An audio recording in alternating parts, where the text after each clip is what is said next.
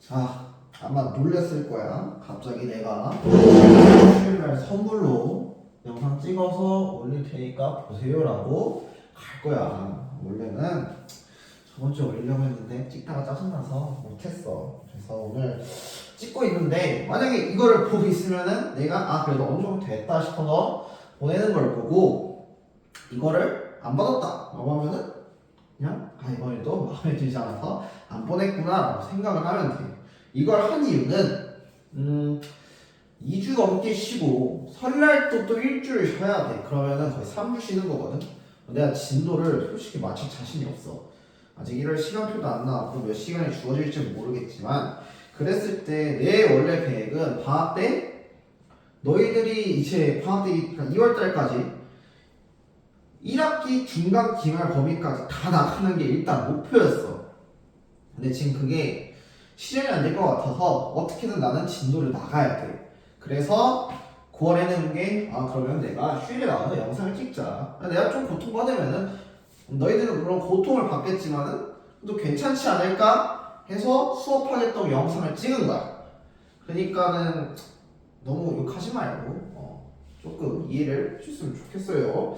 그래서 아마 원래 계획은 2시간인데 하다가 내가 힘들면은 그냥 한 편으로 끝날 수도 있고 그래도 체력이 좀 나가돈다 라고 하면은 그냥 쭉 나갈 수도 있어. 알겠지? 일단 여기서 어디서부터 시작할 거면 고구려 건국부터 아니야 건국 말고 고구려의 초기 성장부터 시작을 해서 이제 쭉 나가도록 할게요. 알겠죠? 미안해.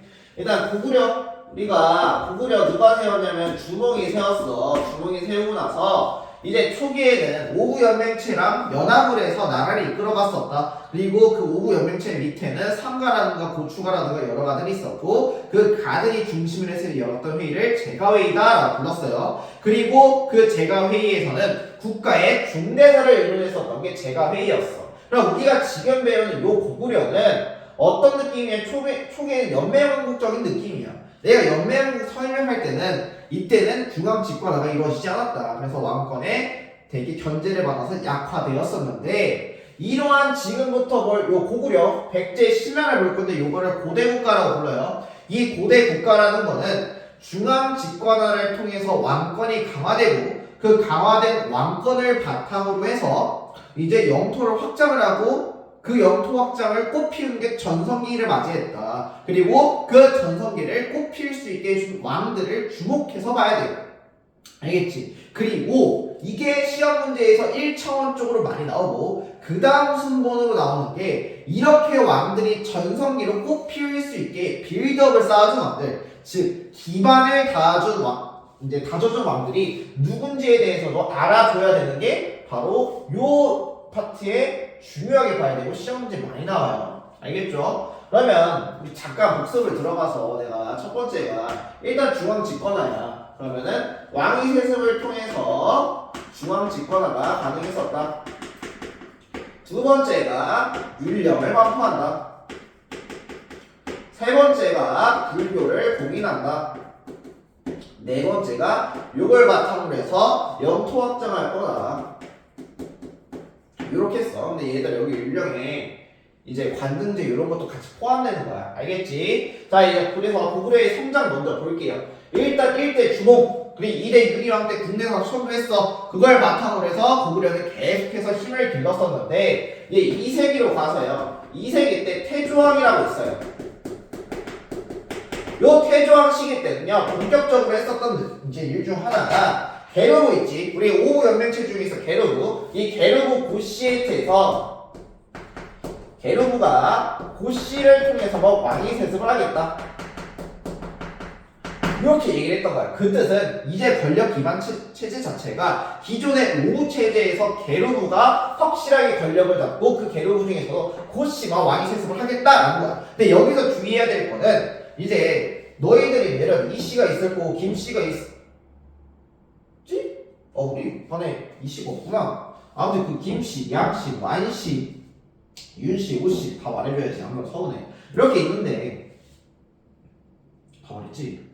아무튼 다 있는데 이러한 여러 개의 성들이 있어. 그 중에서도 예를 들어서 오씨가 왕위를 잡았다 치자. 그러면 우리가 알던 왕의 세습이라고 하면은 이제 오씨의 아들, 손자 이런 식으로 가는데 그게 아니라 오씨 성을 가지고 있는 사람 중에서 가장 권력이 강한 사람이 왕위 세습하는 거야. 즉 부자적으로 세습이 되진 않았어요. 알겠죠? 요건 좀 구별해서 봐야 돼요. 그러면 이렇게 강력하게 세습이 가능하다는 건 요거야. 이제 왕권이 강화됐을 때 영토 확장이 가능한 이유는 딱 하나야. 내가 내 왕자를 비웠을 때 비우고 다른 나라에 정복 활동을 갔어. 그럼 내 왕권이 약하면 내 밑에 있는 신하들이 나의 왕위를 넘보겠지. 그치? 그러면 난 쉽게 왕자를 비울 수도 없고 그러면 영토 확장도 제대로 하지 못해. 하지만 나의 왕권이 강하면 어떻게 돼? 그치? 그 자리를 비우고 나서 영토 확장을 더욱더 할 수 있고 그럼 그 영토 확장이 많아지면 나라의 힘이 세져. 그 뜻은 왕권이 강화했다는 거야. 자, 그러면 이때 게르무 고씨의 왕위 세습할 거야. 그럼 당연히 밑에 있던 사부 애들이 깝치겠지만 태조왕의 왕권이 그만큼 강했기 때문에 이 태조왕은요 영토 확장을 하게 됩니다. 그래서 요동 지역에 대해서 진출하고 정복할 수 있게 되고요. 그리고 당시에 옥저라든가 아니면 동해까지도 완전히 정복하게 됐었던 게 태조왕 때 업적이다 라고 봐주면 될 것 같아요. 아시겠죠? 자, 그 다음에 똑같이 2세기 때 넘어가서 이제 고국 천황의 즉위를 하게 돼요. 고국 천황의 즉위하게 돼서 이 고국 천황은 한 줄 더 떠서 부자 왕의 세습을 해줬던 게 바로 고국 천황이에요. 이거 떨어졌어. 큰일 났다. 이러면 안 되는데. 다시 왜 여기 넣어놨고. 아무튼간에 부자 왕이 세습을 해줬던 게 고국 천황이었어. 이게 가능했던 게 당시에 고국 천황의 즉위를 하고 나서 국상이었던 좌가려라는 애가 있었거든. 요게 이제 시험 문제에 선생님들이 가끔 외부에서 갖고 오는 것 중 하나야. 국상이었었던 좌가려가 있었는데 얘가 난을 일으켰어. 그래서 그 난을 고국 천황이 직접 진압을 하기 시작을 했던 거야. 그래서 이 좌가려의 난을 진압하다 보니까 진압하는 과정에서 자신의 반대파들을 싹 다 숙청을 하게 됐었던 거지. 숙청이 죽였다는 거야. 그러니까 이제 고국 천황이 어떠한 정책을 하더라도 자신의 정책에 반대할 사람들이 없었던 거지. 그래서 그걸 바탕으로 해서 부자 왕위 세습을 실시할 수가 있었고, 그래서 기존의 오부 체제 자체를요 행정적 체계로 방위 체제로 바꿔버려. 이게 무슨 얘기냐면은 일단 게르무겠지. 게르무를 바탕으로 해서 얘네를요 나머지 사부를 동서남북으로 보내버려. 그리고 나서 보고를 받는 거야. 즉 우리가 보고를 한다고 얘들아 친구한테 우리가 보고한다고 얘기하지 않잖아. 이야기한다고 이야기하지. 보고는 밑에 사람이 위에 사람한테 하는 거를 보고라고 얘기하는 거야. 즉 요걸 통해서 이제는 부체제가 수직적 관계로 많이 변화하였다라고 봐주면 될 것 같아. 아시겠죠? 그리고 이때 을파소를 등용해서요 진대법이라는 걸 실시를 하게 됩니다. 진대법. 요게 이제 을파소가 건의를 하게 됐었어. 애초에 요 을파소 자체도 고국 천황 때 얼마나 힘이 강했는지를 보여주는 게 얘가 농민 출신이야. 평민 출신이란 말이야. 평민 출신인데 이 좌가려가 국상이라고 했거든. 국상은 지금의 국무총리격이야. 그래서 이 국무총리격이었던 좌가려가 난을 일으키고 얘가 나가리가 됐잖아. 그럼 새로운 국상대는 누구를 앉혀야겠지. 그래서 누구를 앉힐까 보다가 을파소라는 평민이 똘똘합니다 라고 해서 을파소를 국상으로 앉혀버렸던 거야.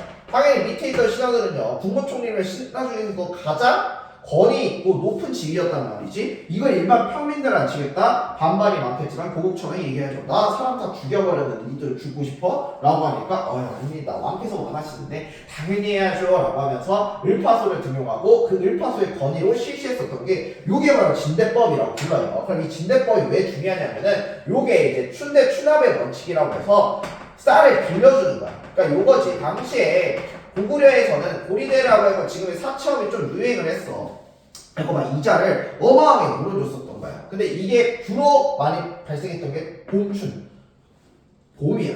그러니까 우리가 추수가 거의 막바지쯤 됐을 때 이제 사람들이 힘들겠지. 그리고 가을에 추수를 해서 쌀이 생기니까 그때 납부해라라는 춘대 추납인데 봄 시기 때 고리대로 사람들이 하루 사채업을 쓰고 힘들다 보니까 나라에서 그러면 쌀을 빌려주자라고 하면서 실시했었던 게 바로 진대법이었었던 거야.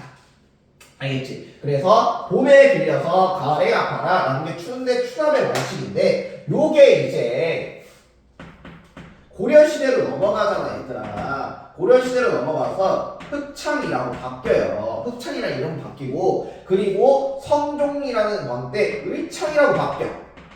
근데 요거는 이제 너희가 1학기 시험범위에 고려가 무조건 들어간단 말이야. 그래서 같이 알아둬야 돼. 알겠지? 이거 말 못하면 안 돼. 특히 중3 나한테 계속 수업 들었던 애들 내가 맨날 야 진대법 흑창 을창이었지 대답 못했던 애가 있어요. 누군지 말을 안 할 거야. 너희가 이제 알아서 거리면 돼. 그래서 이런 식으로 진행이 됐었다 보면 될 것 같아요. 그 다음에 이제 4세기로 넘어가서 이제 3세기는 뭐 동처왕이 있어. 동처왕이 예전에 넣어놨었는데 그냥 뺐어. 안 나올 것 같아. 나오더라도 선생님들이 그렇게 막 크게 강의 안 할 거야. 자, 이제 미천왕의 즉위를 하게 됩니다. 소금장수 출신이 또 유명했었던 미천왕 시기 때요. 이제 얘 때도 되게 많은 영토 확장을 하게 됩니다. 일단은 서쪽으로는요 요동지역 서안평이라고 불러요. 서안평을 진출하게 되고요. 그리고 이제 남쪽으로는요 남랑군과 그리고 대방을 점령을 해버려요. 여기서 말하는 낙랑과 대방이 어디냐면 자 여기 보면 여기 지도 이렇게 쓸 건데 여기 너 안 나올 거야 영상에는. 그럼 여기다 그려야겠어. 다 끊어서요. 근데 이런 식으로 내가 영상 찍어도 멈추진 않을 것 같아. 근데 항상 요게 때 문제가 아니야. 이렇게 있어. 나랑 이렇게 있으면은 이제 여기 고구려가 있단 말이야. 그치? 여기 고구려가 있고 그 옆에 여기가 요동이야. 여기가 서안평이고 여기가 이제 낙랑, 대방 이렇게 있을 거고 그 아래에 그 백제가 이렇게 있을 거야. 백제야 이렇게 있다. 자 그러면은 기존에 요동 지역은 너희가 많이 들어봤으니까 알 거고요. 그리고 낙랑과 대방은 언제 들었냐면 이제 고조선 시기 때 들었어. 고조선 시기 때 이제 고조선이 멸망하고 한나라가 한사군을 설치했다. 낙랑, 현도, 인번, 진돈 이렇게 배웠었고 그 중에 현도, 인번, 진돈은 곧 멸망을 하게 되고 근데 낙랑만 여기 살아남게 돼 있었어. 그래서 그리고 후에 이제 대방이라는 나라까지 생겼는데 이제 기존의 고구려와 백제 사이를 막아주고 방충제 역할을 했었던 게 낙랑과 대방이었단 말이야. 근데 미천왕 시기 때 여기 낙랑과 대방을 점령해버리게 되면서 고구려의 영토가 존나게 늘어나게 되는 거야. 그래서 기존에는 고구려랑 백제가 으르렁은 했어도 간접적으로만 으르렁했거든. 왜냐면 낙랑과 대방이 막고 있으니까 지들끼리 으르렁할 일이 없었어요. 그런데 요게 이제 낙랑과 대방이 사라지게 되니까 고구려랑 백제가 서로 맞닿게 되는 그러한 이제 영향을 보여줬었던 게 요 미천왕 시기 때 낙랑과 대방의 점령이야. 그래서 얘들아 낙랑 하면은 이제 유명했던 게 낙랑공주 호동왕자 이야기 있었고 이제 자명고 이제 낙랑공주 찢어버려가지고 그것 때문에 고구려가 점령할 수 있었다. 요러한 내용 조금 알아주면 좋을 것 같아요. 알겠죠? 자 그 다음에 이제 4세기 똑같이 와서 미천왕의 아들이었었던 고국 원왕이 즉위를 하게 돼요. 이 고국 원왕은요 진짜 그냥 원망스러운 왕이야. 고구려가 원망스러워. 왜냐 얘가 즉위하자마자요 북쪽에 있었던 전현이라고 있었거든요. 이 전현이 있었는데 전현에 모용비라는 애가 있어요. 모용비라는 애랑 붙어서 져요.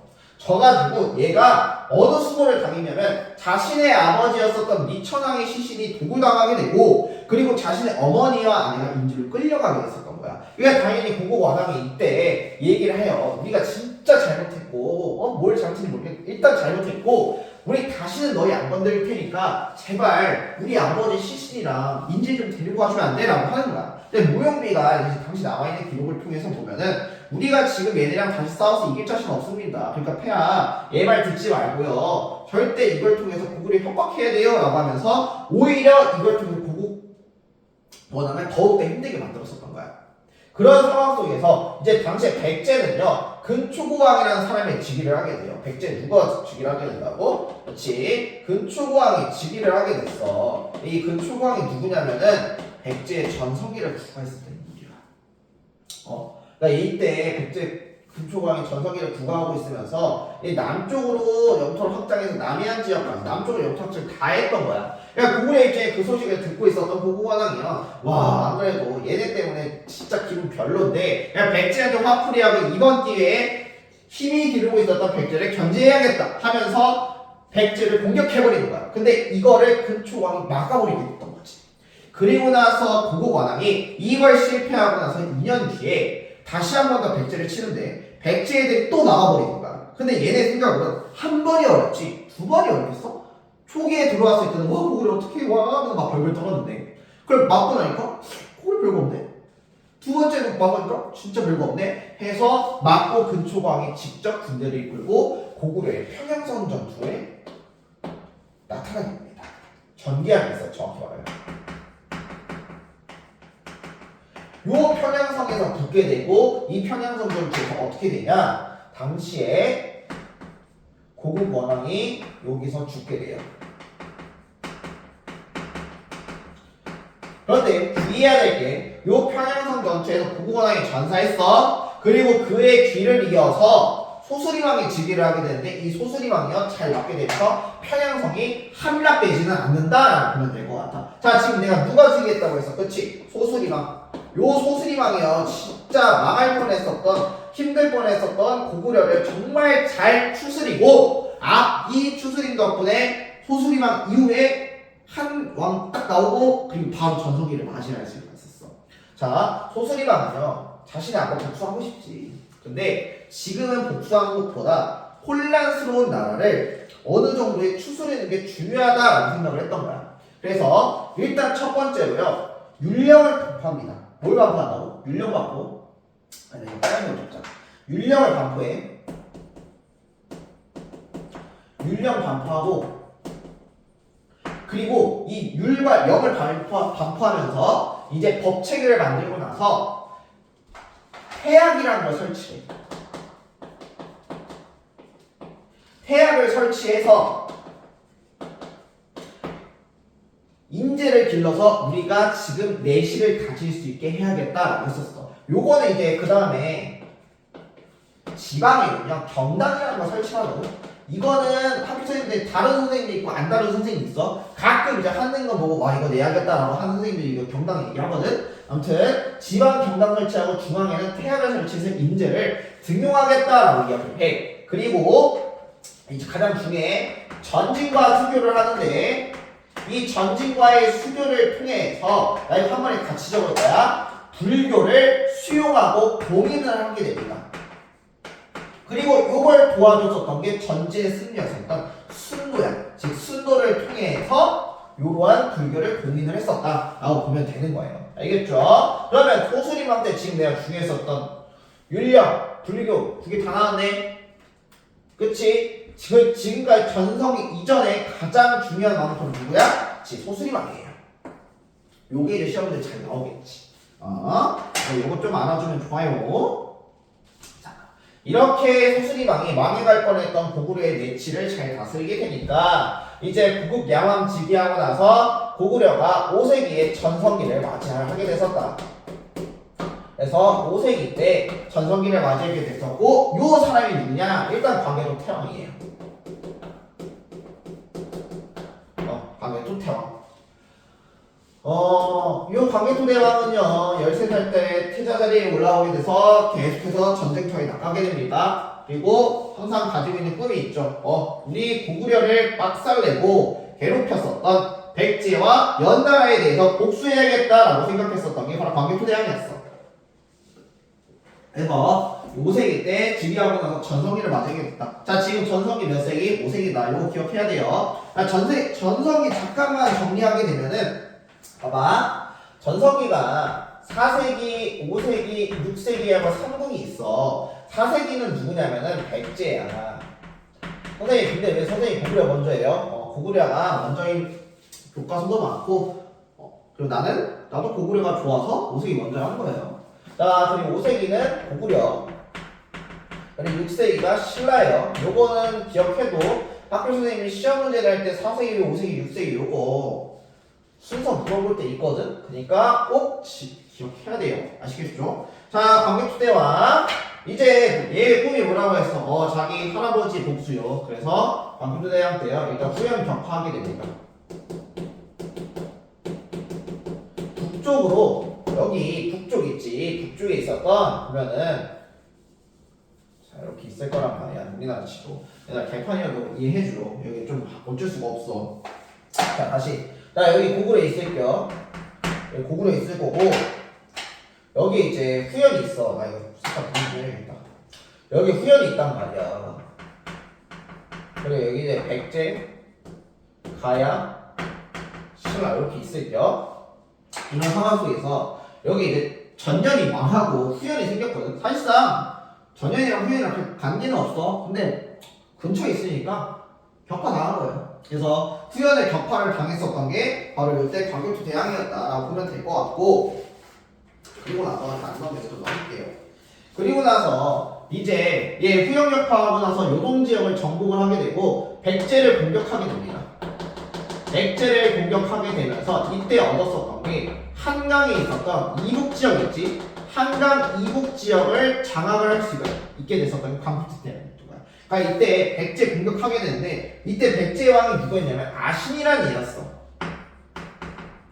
백제에서는 아신왕이라는 얘가 있었는데 얘가 이제 백제도 근초광 때가 전성기 맞이하고 나서 그렇게 순탄치는 않았어. 좀 꺾이는 추세였단 말이야. 그 상황 속에서 이 아신왕이요. 자기는 고구려의 광교토 대왕이랑 싸우면서 이길 수 있다 싶어갖고 즉위하고 나서 큰 전투로 광교토 대왕 3번을 넣습니다. 1차, 2차 때는요 지가 이길 줄 알고 직접 군대를 이끌고 갔어. 근데 1, 2차 다 광교토 대왕한테 박살나게 되니까 3차 때는요 자기가 직접 안 가고 밑에 있는 장수를 보냈었던 거야. 그러니까 이를 알고 있었던 광교토 대왕이 야씨 그럼 안 되겠다. 얘가 지금 쫄았으니까 내가 직접 군대를 이끌고 와서 백제 공격해야겠다 해서 자신이 직접 해상 군대를 이끌고 해군을 이끌고 백제 수도였던 함성을 치고 함성을 점령해버리게 됩니다. 그리고 나서 아신왕이 점령당하고 와서 끌고 왔는데 광교토 대왕한테 싹싹 빌어요. 자기가 잘못했습니다. 다시 안 그럴게요 하면서 싹싹 빌게 되니까 야 너 그러면 네가 지금 나한테 빌고 굴욕적인 거 다른 사람들 앞에서 광고할 수 있어? 라고 하니까 아신왕이 아유 저는요 얼마든지 감사합니다. 살려만 주시면은 제가 그냥 다 하겠습니다 라고 이야기를 했었던 거야. 그래? 그러면 빌어? 그리고 막 빌었어. 그리고 나서 고구려군이 물러나갔다? 근데 아신이 지금의 나의 굴욕적인 건 상관이 없다 라고 생각을 했던 거야. 그래서 얘가 가야랑 그리고 요 바다 건너에 있었던 외한테 도움을 요청을 합니다. 일본한테 도움을 요청해요. 야 너의 가야랑 외가 신라 좀 쳐라. 그러고 나서 만약에 신라가 고구려에 도움을 요청을 하게 되면은 고구려의 광교토 대왕이 군대 이끌고 올 거다. 그럼 난 그 사이에 광교토 대왕이 직접 군대를 이끌고 올 테니 빈지털이 하겠다. 그리고 얘가 도움을 요청 안 하더라도 신라는 그럼 너희가 점령할 정도로 약할 빠졌으니까 우리는 신라 땅 얻어서 좋고 하니 너희가 신라 좀 공격해주면 안 돼 라고 했던 거지. 그래서 가야랑 외가 백제의 요청을 듣고 백제 가야 외가 연합을 하고 신라를 공격을 하기 시작합니다. 그리고 나서 신라는 아니나 다를까 당연히 광교토 대왕한테 어떻게 했다? 도움을 요청하겠지. 그래서 신라의 원병 요청을 광교토 대왕이 들어주게 됩니다. 가주게 되고 직접 기병 5만 명을 이끌고 가게 돼요. 그리고 신라의 원병 요청하게 되면서 직접 가게 되고 이거에 대해서 확인할 수 있었던 게 호우면 그릇이었어요. 여기 이제 호총에서 발견됐었던 호우면 그릇에서 이렇게 써져 있어요. 1밀년 국강상 광개토 지50이라고 해서 1밀년에 광개토 대학에서 직접 우리를 구원하러 오셨다라는 내용의 그릇이 발견됐었던 거야. 그래서 이걸 통해서 신라의 원병을 보내고 그리고 고구려가 신라의 내정 간섭을 할 수 있게 됐었다라고 보면 돼요. 그리고 그것과 더불어서 광개토 대왕은 이참에 외구 애들 좀 혼내줄까? 라고 해서 외구 애들을 건드리게 되는데 이때 당시에 외구 애들이 주둔해 있었던 곳이 금강가야. 가야를 이끌고 있었던 금강가야. 김해 지역이었어. 그래서 왜군이 머물고 있었던 김해 지역을 풍비 박살내게 되는데 그러면서 자연스럽게 금강가야까지도 박살이 나게 돼요. 그래서 이러한 광개토 대왕이 외 정벌과 더불어서 금강가야까지도 쇠퇴하는 그러한 상황에 오게 됐었다라고 보면 돼요. 알겠지? 그래서 딱 여기까지가 이제 관계토대양 내용인데, 그리고 하나 마지막 추가하자면은 이 관계토대양이 누가 봐도 지금 중국도 그렇고 남쪽으로 그렇고 영토학자 겁나게 했지. 자기가 잘난 거야. 그래서 영락이라는 독자적 칭호를 사용했었던 것도 바로 광개토대왕이었었다라고 보면 될 것 같아. 아시겠죠? 자, 그리고 나서 광개토대왕이 39살에 죽어요. 18살에 나이에 왕이 올라서 39살 때 죽게 돼요. 하도 이제 전국전쟁 많이 하다 보니까 몸이 힘들어. 그래서 20살이었던, 당시 20살이었던 그의 아들 거련이 왕에 오르니 그게 바로 장수왕이에요. 이 장수왕 이유는요, 말 그대로 장수에서 장수왕이에요. 알겠죠? 장수에서 장수왕이었고요. 20살에 왕이 올라서 98세에 죽어요. 78년 동안 있었던, 즉위를 했었던 왕이 장수왕이었다. 이 장수왕은요, 기존의 수도였던 국내성에서 이제 남쪽을 좀 더 견제하기 위해서 수도를 옮기기를 결정해요. 그걸 천도라고 부르는데, 그거를 이제 평양성으로 천도하기로 했었다. 그러니까 이 평양성 천도하게 되니까 신라랑 백제는 어때요? 와 씨발 좋댔다 싶어가지고 지들끼리 미안 이렇게 해서 지들끼리 동맹을 맺으니 그게 바로 낮의 동맹이었다라고 보면 될 것 같아요. 아시겠죠? 자, 그리고 나서 낮의 동맹 맺었지만 니네가 맺든 말든 난 알 거 아니야 라고 생각을 해. 그래서 이 평양성 천도하고 나서 백제 공격하죠. 그래서 백제 한성 공격해서 점령을 하게 돼요. 그리고 요 점령으로 인해서 누가 죽냐? 백제의 계로왕이 죽게 돼요. 계로왕이 죽게 되는데 요거 이제 시험 문제에서 뭐라고 얘기 나올 거냐면 도림이라는 얘기가 나올 거야. 이 도림이 뭐냐면은 이제 고구려가 사실 평양성 천도가 427년이거든. 그리고 나서 백제 한성 공격해서 함락했었던 게 475년이야. 그러면 얘들아 거의 50년이거든.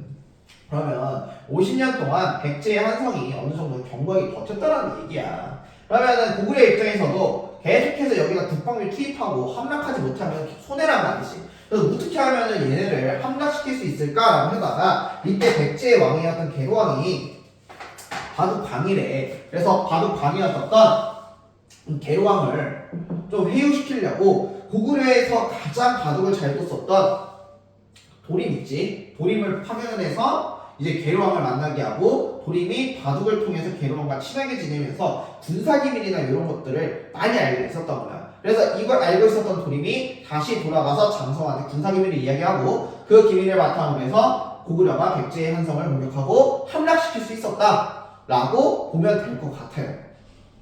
알겠지? 그래서 요걸 통해서 계로왕이 죽게 됐고 백제는 한강 유역을 완전히 장악할 수 있었다.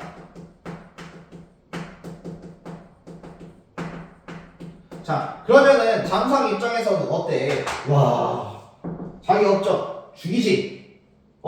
백제 한성 공격해서 한성이 점령하게 됐고 요것 때문에 백제는 수도를 옮기기까지 지금의 공주의 웅진으로 천도를 하게 되면서 한강 유역도 장악하고 백제인도 약화시키게 되니까 자기가 너무 잘났어. 그런데 이 잘난 것 자체를 그래도 자기가 자식된 도리로서 자기가 먼저 세울 수가 없으니 먼저 세웠던 게 뭐냐면 자신의 아버지의 능이었어. 그래서 광개토 대왕비 요거를 만주에 설치를 하게 돼요. 만주 땅에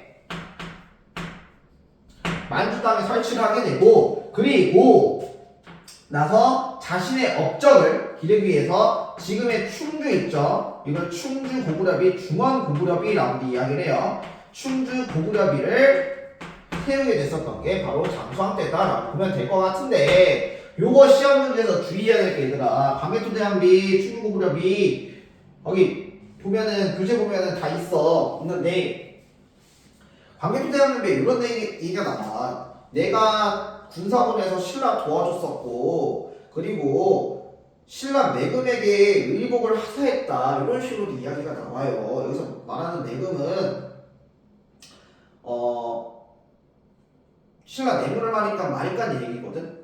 그러니까 이런 식으로 나오게 되는데 이거 구별 잘해야 되는 게 자 광개토 대왕 비 설립한 사람의 업적 물어보면은 누구로 해야 돼? 광개토 대왕으로 해야 돼? 장수왕으로 해야 돼? 장수왕으로 해야 돼? 근데 그 광개토 대왕 비의 내용을 바탕으로 이거에 관련된 사람의 업적을 구해라라고 하면은 관계투대항해야 돼. 그리고 요거는 말장난으로도 많이 나와. 그래서 조금은 주의해서 봐야 된다 보면 돼요. 알겠죠? 꼭 주의해서 봐야 돼. 알겠지? 그 색깔 좀만 다르게 그래서 다르게 한 거야. 그리고 나서 장수항 때 외교적으로도 고구려가 이제 한반도 안에서는 깡패가 아니라 밖에서 깡패인 경우에 이제 보여줬던 게 남북조랑 동시외교를 하게 돼요. 이게 남북조가 어디냐면 중국이거든요. 중국의 남조랑 북조예요. 여기 이제 남조 있고 북조 있는데 남조가 북조에 의해서 남조가 내려온 애들이거든. 그러니까 둘이 사이가 겁나게 안 좋아요. 그러니까 그런 상황 속에서 장수왕이 자, 나 외교할 거야 하면서 두 사신을 동시에 똑똑 맞춰버렸다? 한 테이블에. 그러니까 얘네 둘이 아씨 모바일 때 말하는 거지. 그래? 그럼 니나는 꺼지는 거 아니면 우리랑 붙을래? 라고 하니까 그냥 앉을게 라고 해서 이걸 통해서 사이가 안 좋은 남북조랑 동시외교를 했다는 것 자체가 고구려가 그만큼 외적으로도 강했구나를 보여주는 게 이렇게 이제 장수왕 때 남북조 동시외교의 모습이다 라고 봐주면 될 것 같아요. 알겠죠? 여기까지 고구려에 관련 내용 끝. 아마 도현이랑 우빈이는 나랑 여기까지 했을게요. 아마도 아닌가? 아무튼 자, 그 다음에 이제 백제로 넘어갈게요. 내가 지금 얼마인지 모르겠어. 내가 10시부터 지금 이걸 찍었는지 모르겠고 몇 분이 지나가는지 모르겠어. 막 끝나겠지? 그치? 어쩔 수 없어 얘들아. 내가 지금 열심히 교재도 만들고 수업 준비도 하고 1월 1일이야. 나 크리스마스 때도 여기 와서 영상 찍었어. 되게 불쌍하지 않아? 나랑 놀 친구, 놀 친구 없어가지고 크리스마스 때 여기 와서 영상 찍었어. 너 나처럼 그러면 안 돼. 알겠지? 자, 백제 광고 갈게요. 이거 내가 지금 왜 갑자기 쓸데없는 말 하냐면은 니네 그 중간 확인차 남긴 메시지 중 하나야. 알겠지? 그래서 몇 분 지났는지 모르겠지만 이거 내가 선생님 되게 불쌍한 거 아니에요? 나와갖고 형 진짜 불쌍한 거 아니에요? 크리스마스도 그래요? 라고 하면은 그렇게 공감해 주면 돼. 알겠지? 물론 그때 영상 찍은 게 마음에 안 들어서 1월 1일 날 와서 다시 찍고 있는 내 인생. 지금 저녁 8시잖아. 아무튼 자, 백제 건국 이제 누가 건국하게 되냐면요 온조가 건국하게 돼요. 아니 온조가 어디서 왔냐? 고구려에서 왔어. 야, 고구려 누가 세웠어? 주몽이 세웠지. 주몽이 소선우랑 연합해서 세웠다고 했잖아. 그러고 나서 소선우랑 주몽 사이에서 아이가 나오게 됩니다. 그게 바로 이제 비류랑 온조라는 애예요. 얘가 첫째가 비류고요, 둘째가 온조인데 그런 상황 속에서 소선우는 비류 아니면 온조가 왕이 되겠지 요 생각을 하고 있었어. 근데 갑자기 부여에서 누가 와? 유리가 오게 되면서 아이고 아버지니까 그래? 주몽 이 얘기를 하죠. 너 태자? 그러니까 빡친 소선우가 아들들아 내가 저 주몽을 왕에 앉혔더니만 딴 놈한테 지금 왕을 주려고 하네. 내가 한 번 왕이 만든 사람인데 두 번이 어렵겠어. 우리 내려가자 해서 어머니와 같이 온조가 내려오게 됩니다. 그래서 여기 고구려에 있으면 여기 내려와가지고 여기다가 백제를 세우게 됩니다. 초기에는 십제라고 세웠어요. 그러다가 이제 자기 형은 비류는 남쪽으로 왔을 때 이제 백제의 요 땅 지금의 한간 지역에다가 자리를 잡게 됐었는데 이 온조의 형이었었던 비류는 자기는 평소에 산에 살아서 바닷가 쪽에 나라를 건국하고 싶대요. 그래서 지금의 인천인 미추홀 지역에 가게 되는데 여기서 잘 되지 않고 여기 병에 걸려서 시름시름 앓다가 죽게 되니까 온조가 나중에는 십제라고 했었던 걸 비류 형님의 그런 따랐던 세력까지 합쳐지면서 백제라고 이야기를 했다고 보면 돼요. 아시겠죠? 그래서 수도는요 지금의 한성이라고도 부르고 그리고 위례성이라고도 불러요. 뭐라고 부른다고? 위례성이라고도 부른다. 이때 이제 합심해서 성장했었던 게 보면은 정치적으로 여기가 원래 얘들아 여러 나라 배울 때도 했어. 어디냐면 여러 나라 배울 때 여기 무슨 지역이었어? 그렇지, 사만 지역이었어. 그 사만 지역 중에서 누구였어? 마한 지역이었지. 그러니까 초반에는 마한지역을 이끌고 있었던 애들이 내가 누구라고 했어? 54개 소국 중에서 목지국이라고 했지. 그래서 이 목지국의 왕이 찾아가가지고 우리 여기서 좀 지내도 돼요? 라고 물어봤었어. 그래서 그래 하면서 협력하는 관계였다. 정확하면 밑태적인 관계를 이제 기록적으로 살펴볼게. 교수님께서 이야기하시기를.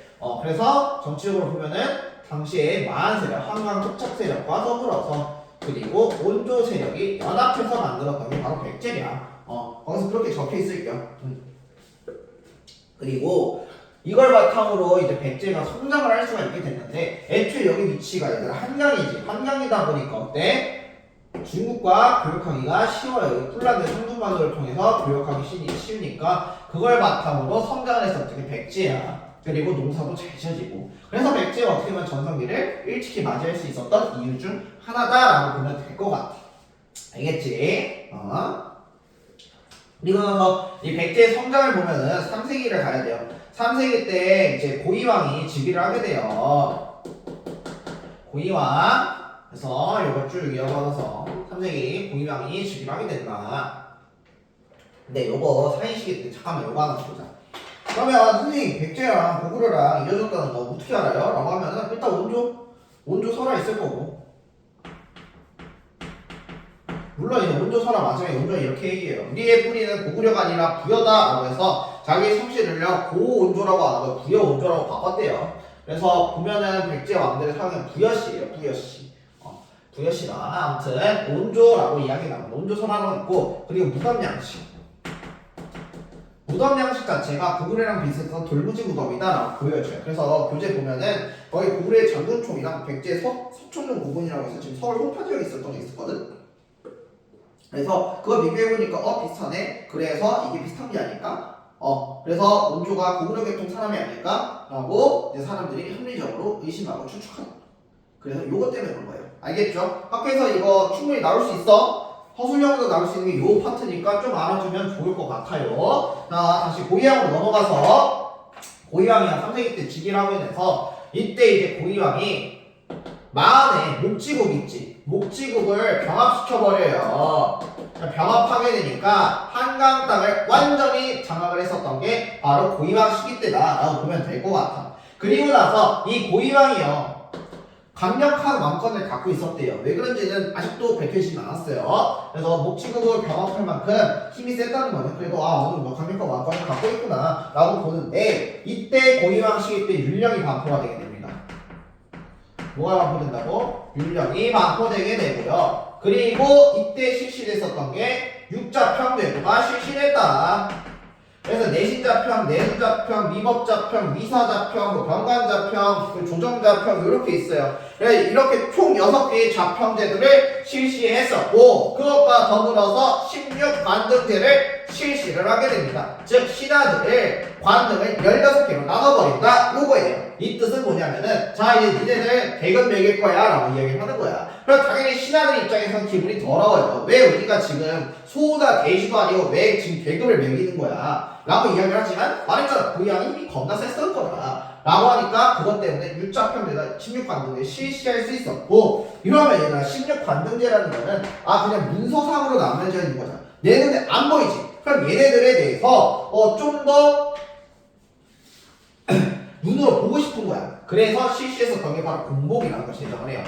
이 공복이 뭐냐면은 신하들의 입고 있었던 그런 복장색이 있지. 우리 사극 같은 데 보면은 신하들이 다 똑같은 옷 입고 있는 게 아니잖아. 뭐 어디 빨간색, 파란색, 초록색 막 이런 식으로 신하들 입고 있지. 그래서 삼색 공복을 통해서 눈에 보일 수 있는 서열을 매기게 됐었던 거야. 그게 바로 자색과 비색과 청색 세 가지 색으로 매겼었던 게 바로 이때 당시에 이제 고이왕 시기 때 왕권 강화 정책과 그리고 신하들의 계급을 나눴었다 라고 보시면 될 것 같아요. 알겠죠?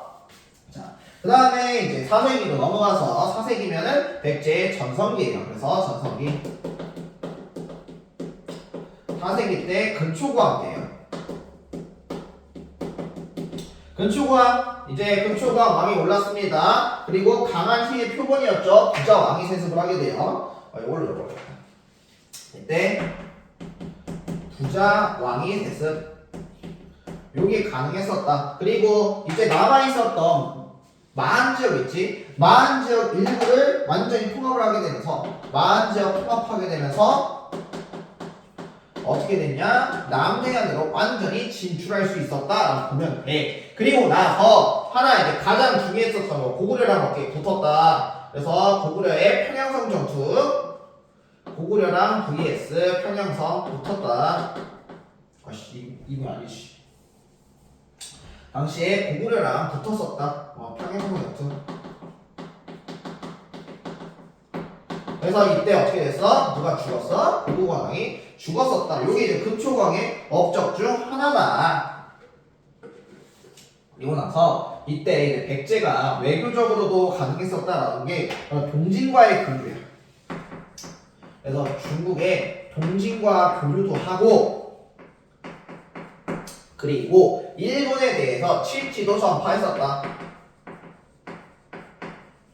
미안해 글씨 좀 개판인데 좀 이해해줘. 일본의 칠지도도 전파를 해줬었던 게 바로 이때 근초광 때였는데 요거에 칠지도 갔을 때 그 모양이 어떤 선생님을 누가 갔는지에 대해 사료를 이야기하거든. 이거 갔었던 왕이 누구냐면은 왕보다는 누가 갔냐면 근구수라고 가. 이 근구수가 누구냐면은 근초광의 아빠고 근초광의 아들이고 근초광이 죽고 나서 왕이 오는 바로 이 근구수야. 구역근이라고 부르는데 요 근구수를 통해서도 보여줬었다. 그리고 하나 더 있었던 게 이때 요서지방 진출이라고 있어. 요서지방 진출이 있는데 요건 안 적을 거야. 안 적는 이유가 요게 나래가 배울 때는 좀 그래 요서지방 진출했어 라고 하는데 15개정 교육과정 지금 너희가 배우는 22개정 교육과정에서는 이게 확실하지가 않아. 그래가지고 요거는 그냥 알려주면 외우고 안 알려주면 외우지는 마. 알겠지? 그럼 지금 내가 설명하면서 노파심에 얘기하는 건 얘들아 여기 보면은 이렇게 우리나라 지도 이렇게 있잖아. 그치? 여기 중국 있고 여기 강 하나가 흐르거든. 이거 요하강이라고 불러. 요하강이라고 부르는데 이 요하강의 서쪽 있지. 서쪽 강을 우리가 뭐라고 부르냐면 요서라고 불러. 그리고 이 요하강의 동쪽을 요동이라고 불러. 그럼 지금 내가 요서, 요동이라고 부르는 게 이 요하강을 기준으로 서쪽에 있는 땅인지 동쪽에 있는 땅인지 요걸 통해서 요서, 요동이라고 하는 거야. 알겠지? 혹시 노파심에 너희가 뭘까라고 생각해서 이해 못할까봐 그래서 요거 적어주는 거야. 알겠지? 자 그리고 나서 이 근초광 시기 때 자기가 잘난 거에 대해서 후대에 알리고 싶고 기록으로 남기고 싶은 거야. 그래서 고흥이라는 뭐고 성이라는 걸 편찬하도록 시킵니다. 그래서 이런 식으로 근초광 업적들 살펴주면 될 것 같아요. 아시겠죠? 자 그리고 이제 근초광 죽고 나서 금구수왕 오르고 침류왕 가서 침류왕 때는 불교 동제를 통해서 동진과 교류해서 불교를 공인을 하게 된다. 그리고 요 공인된 불교를 바탕으로 누가 해주냐? 마라난타를 통해서 불교가 공인됐었다라고 보면 될 것 같아요. 아시겠죠? 자 이렇게 침류왕 시기 때 그래도 불교 공인하고 정착시킬 만큼 왕권이 어느 정도 세는데 이게 확 하고 꺾였던 시기가 있어요. 봐봐. 이제 쩌리라고 하면 좀 미안하긴 한데 그래도 보면은 침량이 죽었어. 그리고 나서 진사왕이라고 부르거든. 요거는 이제 없어. 내 교재 없는데 그냥 들어. 자 진사왕이라는 얘가 있어요. 진사왕이요 침량 동생이에요. 근데 이 진사왕 다음에 아신왕이라는 사람이 왕에 오르거든. 우리 어디서 들었어? 그렇지? 왕국지대랑 붙였던 그 아신왕이 왕에 올라. 오색이라고 해서 아신왕이 왕에 오르는데 진사왕이 원래 아신 차례인데 지가 왕이 되고 싶어서 진사왕을 미안 다시 아신왕이 원래 왕이 됐어야 돼. 침략한 다음에 아신왕이 왕이 됐어야 되는데 진사왕이 자기가 왕이 되고 싶어서 아신왕 대신에 왕이 올라버리는 거야. 그러니까 아신왕 입장에서는 진사왕이 되게 꼴보기가 싫었던 거지. 네, 그런 상황 속에서 진사가 광해토와의 전투에서 지게 되니까 진사를 패배시키고 아신이 왕에 오른 거야. 그럼 아신 자체도 1, 2차 때 광개토대왕이랑 붙었던 이유가 진사왕의 폐위 목적이 뭐였어? 고구려의 전쟁에서 패배했기 때문이지. 그래서 자신은 어떻게든 고구려를 무너뜨리고 고구려와의 전투에서 이겨야 되는 거야. 명분 자체가.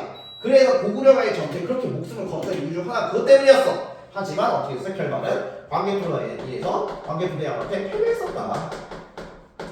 그래서 평생을 이렇게 끌려갔었던 게 아신왕 때 그거였고, 그리고 나서 이제 아신왕이 죽고 나서 비류가 왕이 올랐단 말이야. 근데 이 비류왕 시기 때 왕이 누구냐? 장수왕이야. 그럼 장수왕이 이때 평양성 천도했다고 했지? 이 평양성 천도로 인해서 당시에 백제와 신라가 벌벌 떨면서 동맹 하나를 맺었어. 그게 바로 나제 동맹이다 라고 보면 돼.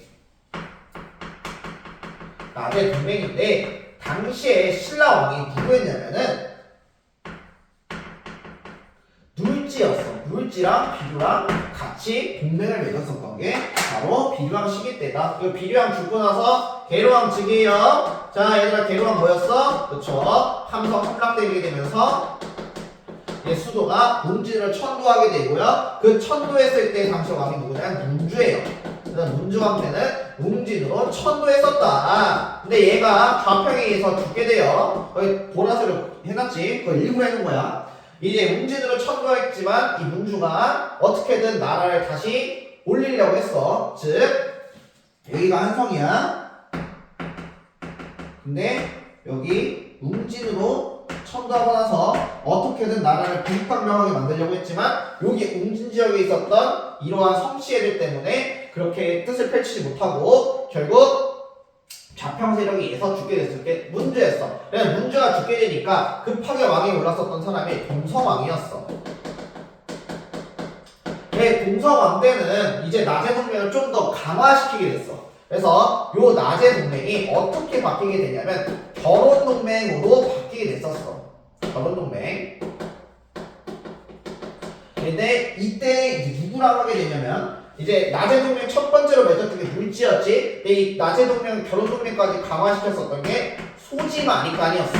알겠지? 근데 얘들아 요거 착각하면 안 되는 게 선생님 결혼했다고 하면 동성과 소지가 결혼했네? 응? 근데 이때 왕 남자? 동성? 그래서 동성? 아니야. 자신의 아들과 딸들을 결혼시켜서 결혼 동맹이다. 알겠지? 실제로 그렇게 생각하는 애들이 있어가지고 하는 건데 외울 때는 그냥 이렇게 외워. 그냥 그거 사실만 아니다라고 인지한 상태에서. 알겠지? 자, 그래서 우리 소지마리까지랑 동성왕 때 했었다. 이렇게까지 했던 이유가 장수왕이 얘들아 20살부터 98살까지 살았다고 했잖아. 78년을. 그래서 이 시기 때 거기다 장수왕이 살아있었어. 그러니까 더 강화를 했었던 거야. 알겠지? 근데 동성왕 또한 좌평 세력에 의해서 죽게 돼. 즉 문주, 동성 다 밑에 있는 신하들에 의해서 죽게 됐지. 그래서 동성왕 다음에 이제 무령왕이 왕에 오르게 됐어. 그러니까 무령왕은 자신의 앞서 있었던 선대왕들이 다 좌평 세력들, 즉 신하들에 의해서 죽게 되니까 신하들을 믿지 못하게 됐었던 거야. 그래서 얘는 어떻게 했냐면은 난 얘네 못 믿겠다 해서 22담로라는 행정체계에 누굴 파견했냐면 이제 왕족을 파견을 했었던 거야.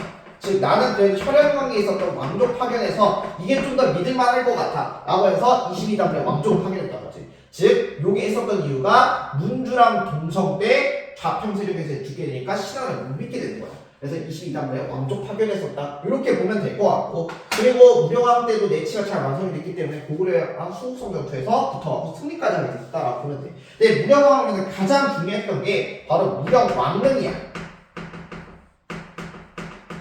요게 이제 벽돌 무덤의 형태거든.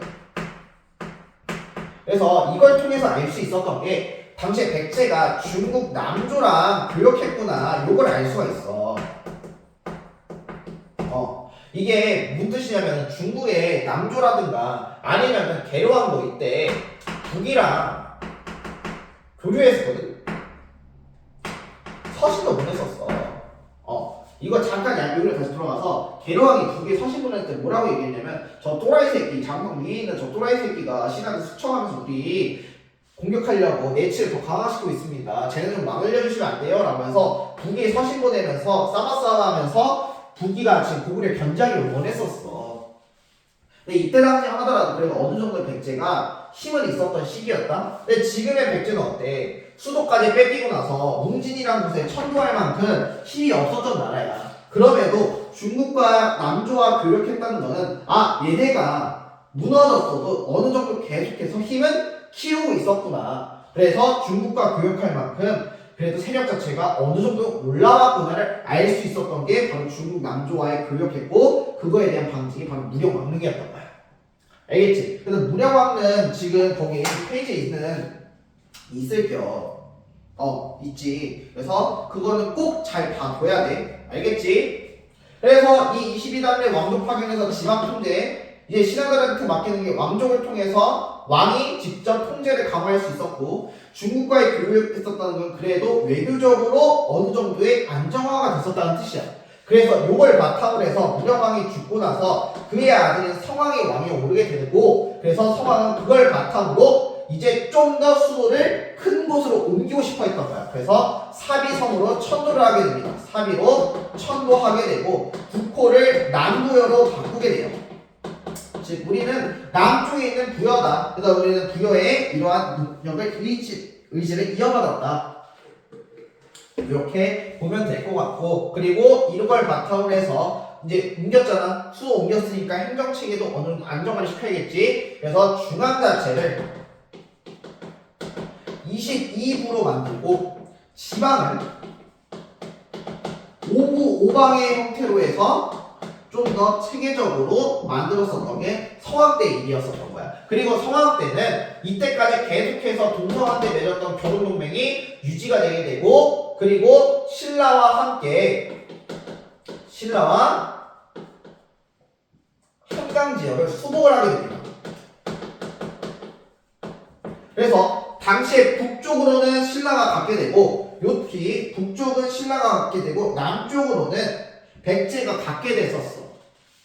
그리고 나서 백제가 이거 한강 지역 차지하고 나서 우리의 원수다 하면서 고구려를 치려고 하니까 이에 고구려가 신라랑 원래 밀약을 맺게 되는 거야. 그래서 그 밀약 맺게 되고 나서 신라하고 야 여기 좀 견제해주면 안 될까라고 했었던 거지. 신라는 또한 오케이지. 왜냐면 반만 차지하였지만 그래도 얘네도 다 갖고 싶은 게 사람 욕심이잖아. 그래서 오케이 사인을 해줘서 백제를 배신하고 공격을 하게 됐었던 거지. 그래서 요것 때문에 신라가 배신 때리게 되고 화나서 그 빡쳐가지고 일어났었던 게 바로 관성군 전투였던 거야. 요 배신 때문에 일어났었던 게 관성군 전투였던 거지. 그래서 이 관성군 전투에는 초기에는 부여창이라고 해서 성왕의 아들이 있었거든. 성왕의 아들과 그리고 성왕만이 이 관성군 전투를 해야 된다. 하지만 밑에 있는 신은 안 된다. 하지만 왕과 왕자가 밀어붙이지 못해. 해야 되겠지. 그리고 이거에 대해서 실적을 왕자가 보여주게 되고 관성군 전투에서 초기에는 함락을 하게 됐었던 거야. 그러니까 이에 있어서 성왕이 너무 이쁜 거야. 이 아들이 너무 이쁜 거지. 그래서 어떻게 될까? 자기가 이쁘니까 격려하겠다고 밤에 몰래 관성군을 향했다? 근데 이거를 신라애들이 알아버려가지고 성왕을 기습해서 성왕이 이때 죽게 돼요. 몸이 잘려. 그래서 요것 때문에 흥분했었던 백제 군사들이 신라의 계략에 빠지게 되면서 이때 이제 이 관성전투에서 완전히 패배하게 됐었다라고 보면 돼. 그리고 성왕이 전사했을 당시에 성왕의 목을 베고 실천했었던 신라의 장수가 누구였냐면 김무력 장군이야. 이 김무력 장군의 아들이 우리는 김유신이 된다라고 보면 될 것 같아. 아시겠지? 그래서 아마 여기 이제 1부고 이 7, 8판을 거의 다 채워줬어. 신라까지 나가기 힘들어. 그래서 여기까지 하고 더 될지 안 될지는 좀만 고민을 해보고 찍도록 할게요. 자, 수업 들어 수고했어요. 안녕.